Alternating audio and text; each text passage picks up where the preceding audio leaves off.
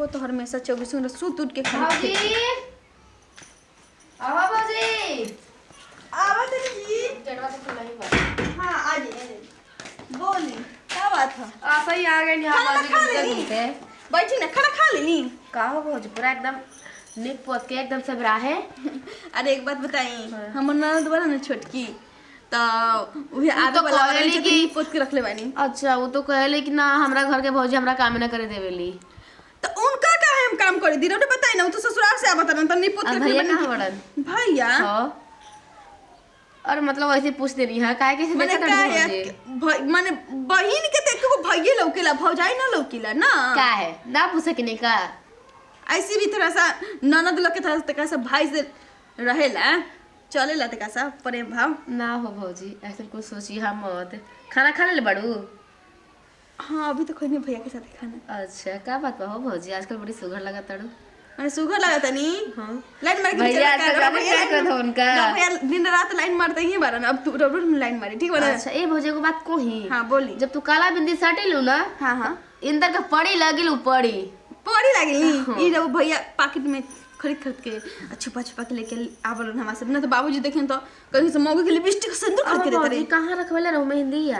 अरे मेहंदी कहत न गले ने नहीं हर वहीं पर लग रखबैले रे खत्म हो गेल देखत अच्छा न सब बात छोड़ी हाँ बोली कहीं ना और सब बढ़िया बना हाँ, माई बहुत- बाबूजी ठीक बा ना हाँ ठीक हो सुनी साफ बाजार में साफ खोटे त हमरो खाला खाते त बेसी खोट के लेके आई लिया भौजी कहे के ना पड़ी लेकिन ऐसे भैया कहाँ हो।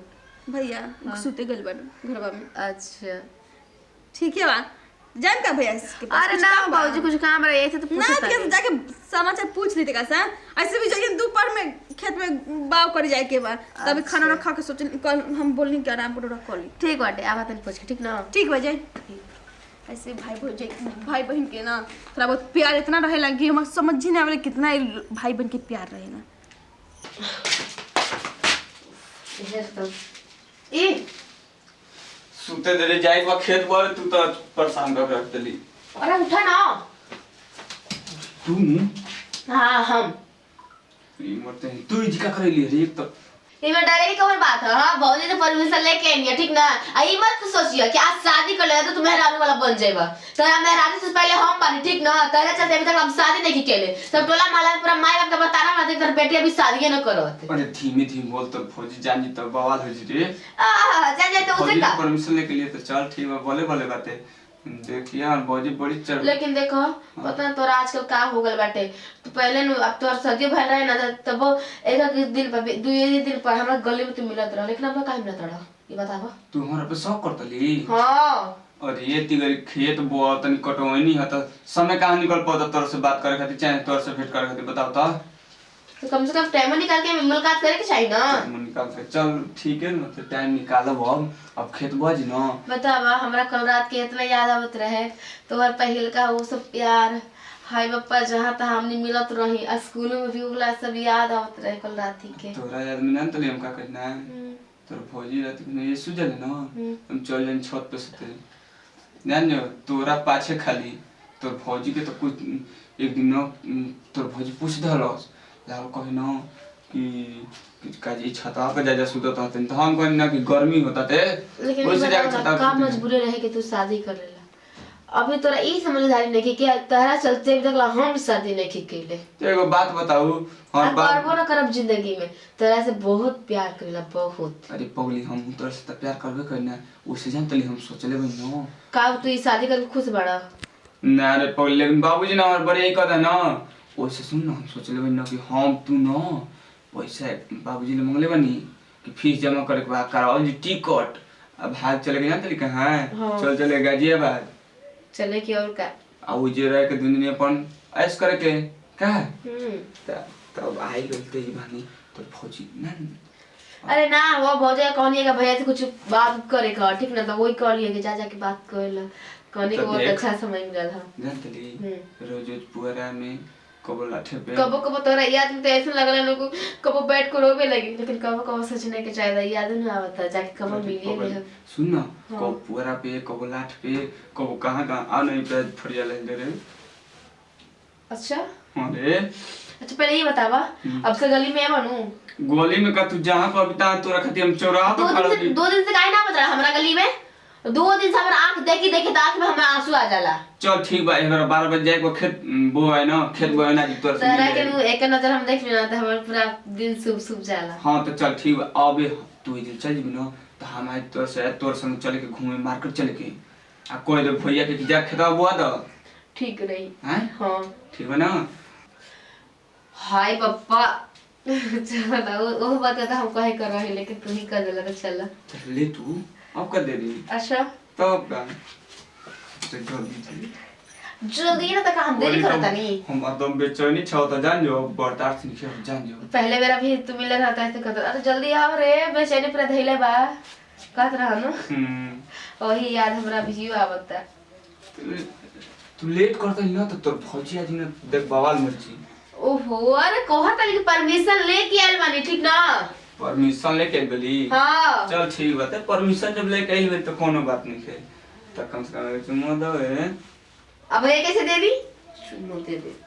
तोरा खातिर पहले सब कुछ फ्री रहा अब ये फ्री बाटे लेकिन जब से तू शादी कर ले ना तब से थोड़ा थोड़ा मन हमरो हिचकिचाए लगल। देख तू बार-बार शादी करते ना त तलाको दे देबो के जान दिन त हम तो चाहत नहीं करके तलाक दे दो। तलाक दे दी। हां चल ठीक बा, जब तू कहत ना तोरा के तलाक दे दे हम तोरा कहत नहीं देख रहे और माथा ना काम अपन मौगी के तलाक दे दे ना। हां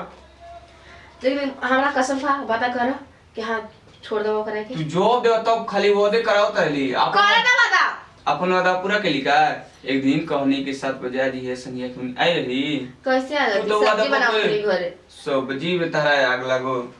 चल ठीक मां तू कम ना बर्दाश्त नहीं के हो। अच्छा ठीक है चलो पढ़ा तो पहले ये चुप। अरे ये में लिटरे अच्छा वाह वैसे कर अब तो पली तो देख के तो अरे बाप रे बाप का जी ये का चलता। अरे हमरा तो कल भैया से काम बा, भैया के तो ये सुदे गोदी में बेहाल बानी। कैसे कह जानियो बाबूजी बाबा बनी क्या बढ़ावा दे बुढ़ाओ के तब बताओ तनी रवा सके ठीक है ना। तो लास्ट नहीं करी इतना वो बहन लगी है ना। अरे बहन के चक्कर में हम इनका प्यार करना का यार अब ये तो नहीं हमके भागल जी अब ये चक्कर वाली रुक जाई पहले बाबूजी के बुलाओ बाबूजी। खाली बाबूजी के कहना मेरा तेरा लगे शादी कर ले बा ठीक ना तो हम ही था संगे शादी कर घाम खाता का चला बाबूजी बाबूजी का के बाबूजी के पीछे कर के पोते डालूं। बाबूजी अगर हमारे को दवा ना दिला तो शादी न कहलाती। अरे चुप रहा ठीक वाला बाबूजी। अरे जा मॉडल की जिंदा समझ नहीं क्या पता नहीं वो घाम खाता नहीं का तोरा बाई हो गया रे का बाय हो गई देखी का हो गया का की तो अब जाता है। हां अरे आप कितना है रो बेटा फसल बड़ा करके लेके भाग गए बाबूजी कहीं था ना सही बात है। चुप रहा तो लग जितना करे काम कर ठीक ना हम जाते अपना घर है झूठा को ना मारा तब घर में देखो आप में हां देखा का बात है हमको 50 रुपया दम जाइबा ना बाबूजी 50,000। हां अरे सारे पूरा कहता तो बड़ा बचवाई बस अरे कौन नौकरी कर दे 50,000 चाहिए तो नौकरी नहीं हम इनका प्यार करना क्या सब करना अब सुन ले बाबूजी मोरी बाबूजी ये बात जाओ बेटा तेरा अब चलनी हम तू आवा तोरा के ना देखई के आग लगे लेके बाबूजी आग अब तोरा दिया कभी कहीं हो हम क्या तोरा तका था एकरा में का कमी है साहब किसी के खाना लगे क्या होता है हम का कमी खाना लगे ना दिख रही बड़ा का कमी है क्या कमी है रात को छत पे सुतले बने अकेले साल सब वो करा में का मिलेला तोरा के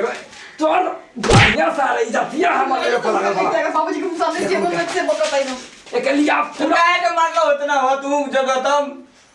तू सारा गांव घर वाला देखिया तो जानिए से पूरा बवाल हो जाए ना। आ गांव में लेके लोग है प्यार कर खातिर जब कहीं गए तो शादी करने से पहले क्या ज्यादा बब्बी को से माफ कर आज के बाद तुम काम ना करो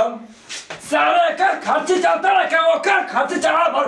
क्षमता रखता साथ ना तू ना पैसा देला मैं पैसा तो सारे 1 रुपया तू कमाओ तू अब खोया हम 1 रुपया देना आ गाँव चावल में हाथ लगावा सारे तो हाथ काट दे हम कुछ नहीं जानते नहीं बाबूजी नहीं आता उनका के चला था उनका आज घर में बाबूजी हम चले नहीं बाबूजी बात सुए तो जिगर दे है जा अरे पर बाबूजी का कहानी काहे के बेटा ज्यादा हो मत गइल ना तो सब पूरा हो गइल अब जहां तक की तरह बाबूजी पीटे एकदम मन के प्यार के भूत सर पर से खत्म हो गई ठीक है ना अच्छा, बोल था। ए घर में तू सारा भर रहा अरे तो मोगी छुटल वो छुटल का कदर से कहत नहीं कि मोगी आज तो बवाल जी लेकिन मानत या भाग्यो हुई होई तो को प्यार करते भागित ना लेकिन हमारे संग प्यार ना कर लई विश्वासघात कर ले अच्छा कोई घटाती है हका में न कोई पुखरवा चचाई के तोड़ तनी